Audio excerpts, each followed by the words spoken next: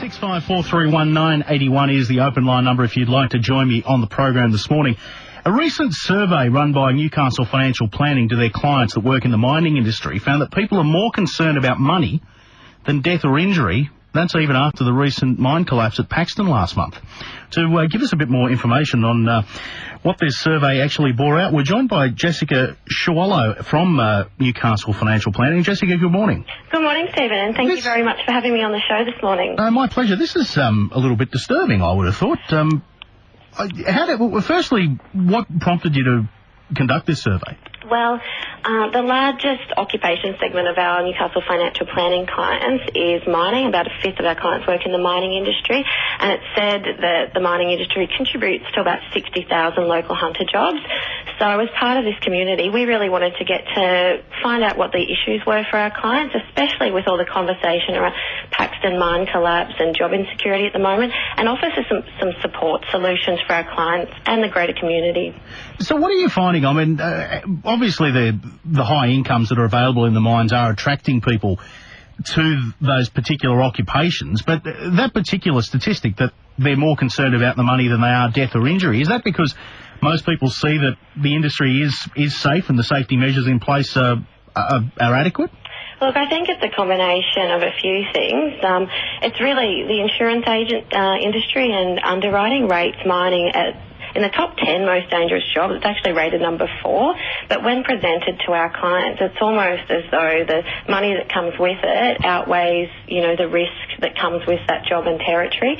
3/4 of our respondents actually said they're drawn to the industry by the high income, while only 14% said that the part they dislike most about the job is the danger element. What do they most dislike about it then? Well, about 60% of them said the part they disliked most about the job was the long hours and shifts, the shift work, and that takes away from the leisure time. From a financial planner's perspective, what do you do with this information?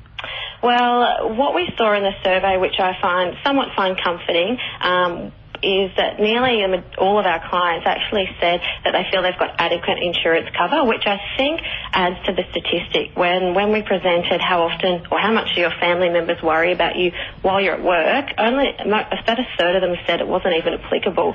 And I think some of that support comes from our clients actually having adequate insurance cover and a plan in place in case anything does happen. So I guess, what you're saying is by having a safety net, it takes a bit of that worry away. I think so. We see that in the numbers. If you look at the country on whole, only about 31% actually have income protection, which is quite scary. What does income protection do? I mean, it sounds obvious that if you can't work, then there is how does it actually work? So yeah, basically it's designed. If something happens, injury or illness, where you're actually taken away from your main point of employment, ideally you want this for the main breadwinner, but also you probably want both covered as well. So those types of covers you can take out for your partner as well if they're a stay-at-home parent. But if something does happen in that instance and you're unable to work for a certain period of time, income protection will kick in. Usually the standard terms are about a 90-day waiting period, and you can basically get up to 80% of your average normal income to support you and living expenses. Then probably worth getting if you're working in an industry like the mining industry. But you said that nearly a third said that it's not applicable, that they don't worry at all. How many of the people surveyed were in administration roles as opposed to sort of frontline mining roles? Well, what I actually found was quite interesting is those who said their family members actually had a level of concern, about 6 to 7 out of 10, were those in an electricianal or office administration role. The majority of the clients that responded were actually worked in maintenance, so about a third of them were in maintenance, and about 14% were underground miners or 14% engineers. So a lot of those are hands-on roles, and the ones that you see probably more high risk in the mining industry.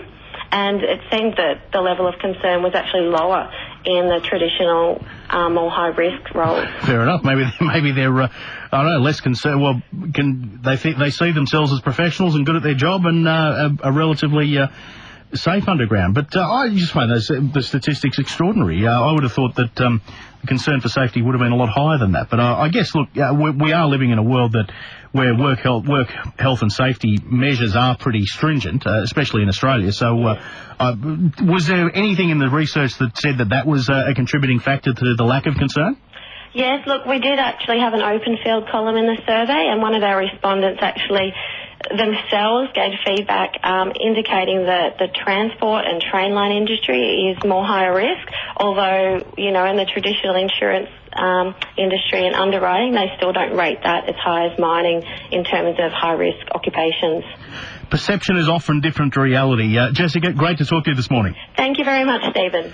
That's Jessica Schwallow from Newcastle Financial Planners. Well, there you go. That's I thought that was quite an interesting statistic, that people are more concerned about money than death or injury in the mining industry. Lay your trust out on the table. Put your faith in the people that you know.